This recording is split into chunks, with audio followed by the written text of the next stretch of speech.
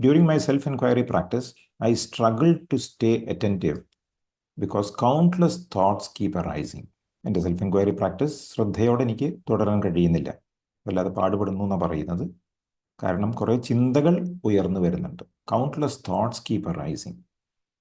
What steps can I take to improve my concentration and progress further without getting discouraged? എൻ്റെ concentration മെച്ചപ്പെടുത്താനും ഇപ്പോഴുള്ള ഒരു ഉത്സാഹം ഉണ്ടല്ലോ അത് നഷ്ടപ്പെടാതിരിക്കാനും എന്ത് നടപടികളാണ് ഞാൻ സ്വീകരിക്കേണ്ടതെന്നാണ് ചോദിക്കുന്നത്. എങ്ങനെയാണ് എൻ്റെ ആ ഇൻട്രസ്റ്റ് അതുപോലെ തന്നെ വെക്കുക, ഡിസ്കറേജ്ഡ് ആകാതെ എന്നാണ് പറയുന്നത്. കുറച്ചധികം പേര് ഇതുമായിട്ട് ബന്ധപ്പെട്ട പല ചോദ്യങ്ങളും ചോദിച്ചിട്ടുണ്ട്. കുറേ പേര് അമിതമായിട്ടുള്ള ചിന്തകളെ കുറിച്ച് പറഞ്ഞിട്ടുണ്ട്. കുറച്ച് പേര് കോൺസെൻട്രേഷൻ കിട്ടുന്നില്ല എന്നൊക്കെ പറഞ്ഞിട്ടുണ്ട്. അപ്പോൾ ഇങ്ങനെയാണല്ലോ നമ്മുടെ ചിന്തകൾ അല്ലേ. പുറമെ ഇഷ്ടംപോലെ ചിന്തകളുണ്ട്, ആ ഐക്കാണ് ചിന്തകൾ മുഴുവൻ ഉള്ളത്. സെൽഫ് എൻക്വയറി പ്രോസസ്സിൽ നമ്മൾ ചിന്തകളെ മറികടക്കണം. എന്നിട്ട് എവിടേക്കാണ് ശ്രദ്ധ കൊണ്ടുപോകേണ്ടത്? നമ്മുടെ സെൽഫിലേക്ക് കൊണ്ടുപോകണം. So this is what we are suppose to do. പക്ഷെ അത് കഴിയുന്നില്ല എന്നാണ് പറയുന്നത്. കാരണം കണ്ടമാനം ചിന്തകൾ വന്നുകൊണ്ടിരിക്കുന്നുണ്ട്. ഈ ചിന്തകൾ വരാനുള്ള കാരണം ശരിക്കും എന്താണ്? ഇന്ദ്രിയ വസ്തുക്കളോടുള്ള ഒരു താല്പര്യമാണ് ചിന്തകൾ. Tendencies towards sense objects. ചിന്തകൾ അതാണ്. നമുക്ക് ഇൻട്രസ്റ്റ് ഉള്ള പല വിഷയങ്ങളും, ഉത്കണ്ഠയുള്ള വിഷയങ്ങളും പേടിയുള്ള വിഷയങ്ങളൊക്കെ നമ്മുടെ മനസ്സിലേക്ക് ചിന്തകളായിട്ട് വന്നുകൊണ്ടേയിരിക്കും. ഇതാണ് ടെൻഡൻസീസ്, വാസനാസ്. ഇതൊക്കെയാണ് നമുക്ക് ചിന്തകൾ ഉണ്ടാക്കാനുള്ള ഒരു കാരണമായിട്ട് വരുന്നത്. മഹർഷി പറയുന്നു, as long as there are tendencies towards sense objects in the mind, the enquiry who am I is necessary. അപ്പം നമുക്ക് എത്രത്തോളം ഈ ടെൻഡൻസി ഉണ്ടോ സെൻസ് ഓബ്ജക്ട്സിനോട്, എന്ത് വേണമെന്നാണ് പറയുന്നത്? ഹൂ എം ഐ എൻക്വയറി വേണമെന്നാണ് പറയുന്നത്. പക്ഷെ ചോദ്യം എന്താണ്? ഹൂ എം ഐ ചെയ്യാൻ പറ്റുന്നില്ല. കാരണം നിങ്ങൾ പറയുന്നത് സെൽഫ് എൻക്വയറി ചെയ്യണമെന്നുണ്ട്, പക്ഷെ ചെയ്യാൻ പറ്റുന്നില്ല. കാരണം ചിന്തകൾ വരുന്നു. ചിന്തകളുടെ കാരണം എന്താ? സെൻസ് ഓബ്ജക്ട്സിനോടുള്ള ആ ഒരു താല്പര്യമാണ്, ടെൻഡൻസീസ് ആണ്. മഹർഷി പറയുന്നു അത് മാറാൻ വേണ്ടിയിട്ട് സെൽഫ് എൻക്വയറി ചെയ്യണമെന്ന്. അപ്പോൾ എവിടെയാണ് തുടങ്ങുക എന്നുള്ളൊരു വിഷയമാണ്. അപ്പോൾ ഇതിൽ അഡ്വൈസ് ഫോർ സാധകാസ് എന്നുള്ളൊരു പുസ്തകത്തിൽ ശ്രീ മുരുകനാർ ശരിക്കും വളരെ പ്രഥമ ശിഷ്യൻ എന്ന് വേണമെങ്കിൽ പറയാം. അത്രയും മഹർഷിയായിട്ട് ക്ലോസ് ആയിട്ടുള്ള ഒരു വ്യക്തിയായിരുന്നു അദ്ദേഹം. ഒരു പോയറ്റായിരുന്നു അദ്ദേഹം. ഈ അഡ്വൈസ് ഫോർ സാധകാസിൽ ഇങ്ങനെ പറയുന്നുണ്ട്, there is nothing so unstable as the mind. മനസ്സിനോളം അസ്ഥിരമായി ഒന്നും തന്നെയില്ല. Its appearance is entirely untrustworthy. അതിൻ്റെ രൂപം പൂർണ്ണമായും വിശ്വസിക്കാൻ കഴിയാത്തതാണ്. ഒട്ടും നമുക്ക് വിശ്വസിക്കാൻ കഴിയില്ല നമ്മുടെ മനസ്സിനെ എന്നാണ് അദ്ദേഹം പറയുന്നത്. The mind's very nature is to deceive and mislead. മനസ്സിൻ്റെ സ്വഭാവം എന്താണ്? വഞ്ചിക്കുക, തെറ്റിദ്ധരിപ്പിക്കുക.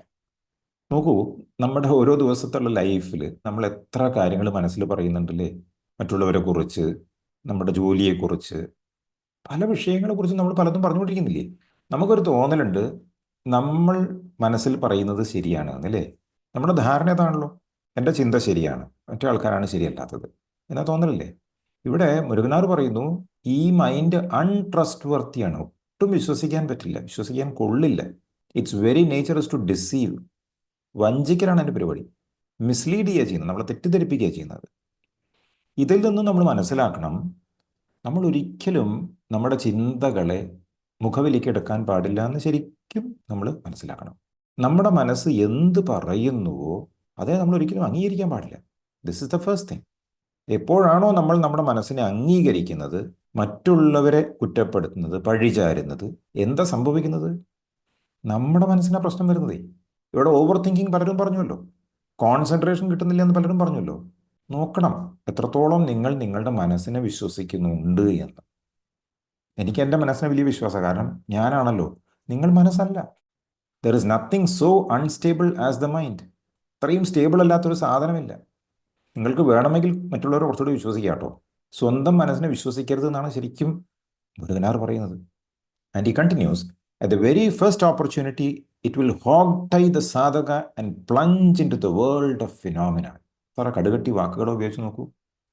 ഹോഗ് ടൈ എന്ന് പറഞ്ഞാൽ കയ്യും കാലൊക്കെ ഒരുമിച്ച് കെട്ടിടുന്നതാണ് ഹോഗ് ടൈ എന്ന് പറയുക. അപ്പോൾ ആദ്യ അവസരത്തിൽ എന്താ ചെയ്യുന്നത്? സാധകനെ കെട്ടിപ്പൂട്ടി ഈ ലോകവ്യാപാരങ്ങളുണ്ടല്ലോ, വേൾഡ് ഓഫ് ഫിനോമിന, അതിലേക്ക് മുക്കിക്കളയുന്ന പറയുന്നത്. നമ്മൾ ഏറ്റവും കൂടുതൽ ചെയ്യുന്ന പ്രോസസ്സിനെ കുറിച്ചാണ് മുരുകനാർ പറയുന്നത്. നമ്മൾ ഏറ്റവും കൂടുതൽ ചെയ്യുന്നത് എന്താ? ചിന്തിക്കുക. മനസ്സിൽ അതൊന്നും ഇങ്ങനെ പറഞ്ഞുകൊണ്ടിരിക്കുക, നമ്മളെപ്പറ്റിയും മറ്റുള്ളവരെ പറ്റിയും. എത്ര ചിന്തകളുടെ ഒരു ദിവസമല്ലേ. ഇതാണ് ഇത്ര ഒരു സാധകൻ ഏറ്റവും ബുദ്ധിമുട്ടായിട്ട് വരുന്നത്. As long as it exists its nature will never change. അതുള്ളിടത്തോളം കാലം അതിൻ്റെ സ്വഭാവം മാറില്ല. മുരുകനാർ പറയുന്ന ഈ വാക്കുകളൊക്കെ മഹർഷി പറയുന്ന അതേ ലെവലിൽ എടുക്കണം. ഓൾറൈറ്റ്. കാരണം മഹർഷി പല കാര്യങ്ങളും പറയുന്നുണ്ട്. പക്ഷെ ഡിവോട്ടീസ് പലരും വന്നിട്ട് മുരുകനാറിനോടും സാധുവോമിനോടൊക്കെ ചോദിക്കുന്നത് എന്താ ചെയ്യേണ്ടത്, എന്താ ചെയ്യേണ്ടത്. അപ്പോൾ അവർക്ക് വേണ്ടിയിട്ടാണ് ഈ ടീച്ചിങ്സ് ഒക്കെ ഇവർ എഴുതി വെച്ചിട്ടുള്ളത്. ഈ മനസ്സിൻ്റെ സ്വരൂപത്തെക്കുറിച്ചാണ് പറയുന്നത്. ഇവിടെ മഹർഷി ഉപയോഗിക്കുന്ന അനൈഹിലേഷൻ ഓഫ് ദ മൈൻഡ് എന്നല്ലേ. മനസ്സിനെ ശരിക്കും കൊന്നുകളയണം എന്നാണ്. മനസ്സില്ലാതെയാകണം. മനസ്സില്ലാതെയായി കഴിഞ്ഞാൽ മാത്രമേ ഞാൻ എന്ന ആത്മസ്വരൂപം എന്നിലൂടെ പ്രകടമാകൂ. അദ്ദേഹം പറയാണ്, therefore it must be destroyed at the root through unrelenting meditation based on inquiry. അതുകൊണ്ട് എന്താ വേണ്ടത്? സെൽഫ് എൻക്വയറി, അതായത് അന്വേഷണം. ഈ അന്വേഷണത്തെ അടിസ്ഥാനപ്പെടുത്തിയിട്ടുള്ള ധ്യാനമാണ് പറയുന്നത്, മെഡിറ്റേഷൻ. അതുപയോഗിച്ച് എന്ത് വേണം? It must be destroyed at the root, വേരോടെ നശിപ്പിക്കണം എന്നാണ് പറയുന്നത്.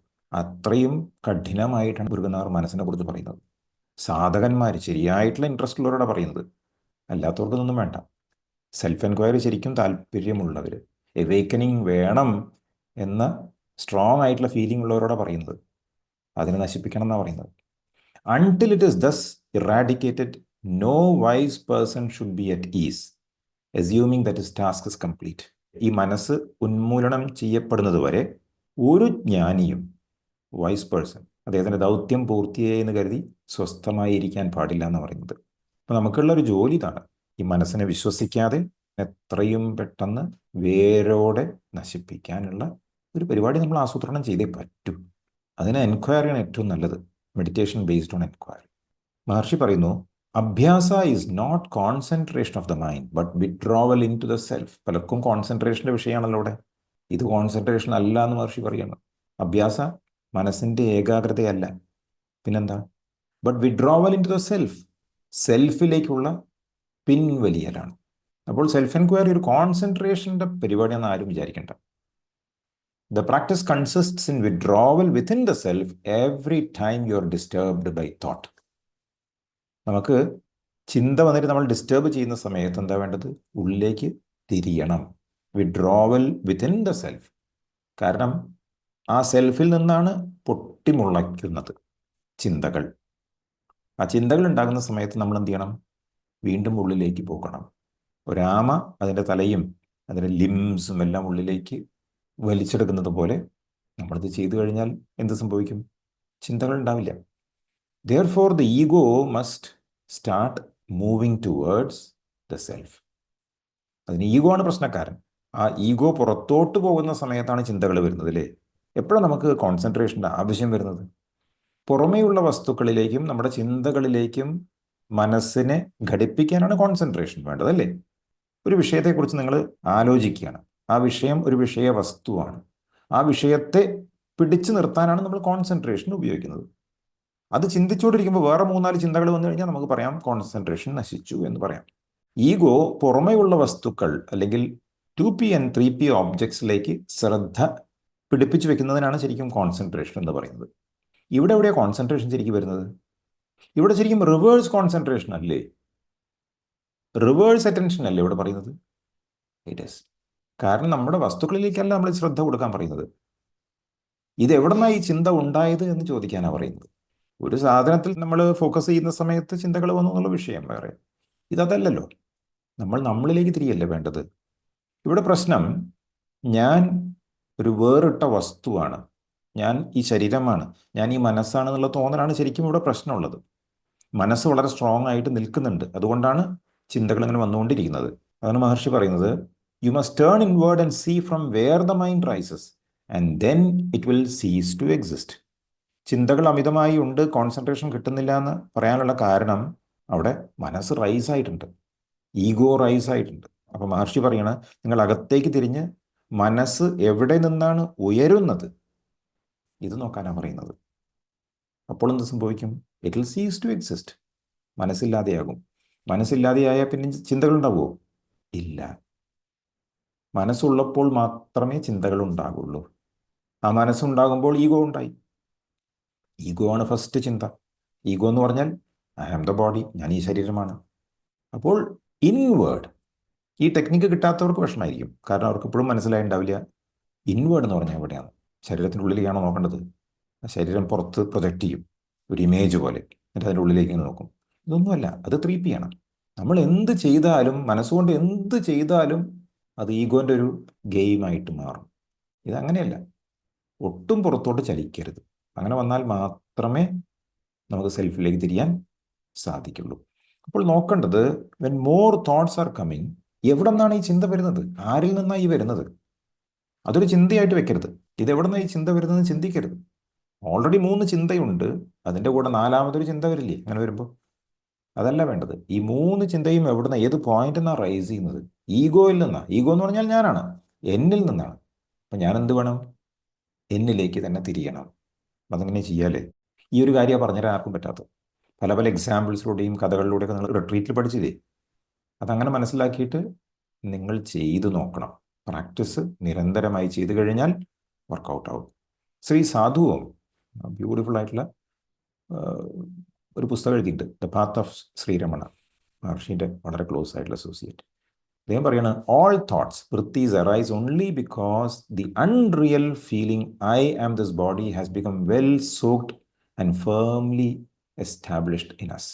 വൃത്തികളുടെ എല്ലാ ചിന്തകളും അത് ഉണ്ടാകാനുള്ള കാരണം അദ്ദേഹം പറയാണ്, ഞാൻ ഈ ശരീരമാണ് എന്ന അൺറിയൽ ഫീലിംഗ്, ആ യഥാർത്ഥമായ ഫീലിംഗ് നമ്മിൽ നന്നായി കുതിർന്ന് ദൃഢമായതുകൊണ്ടാണ് ചിന്തകൾ ഉണ്ടാവുന്നതെന്നാണ് അദ്ദേഹം പറയുന്നത്.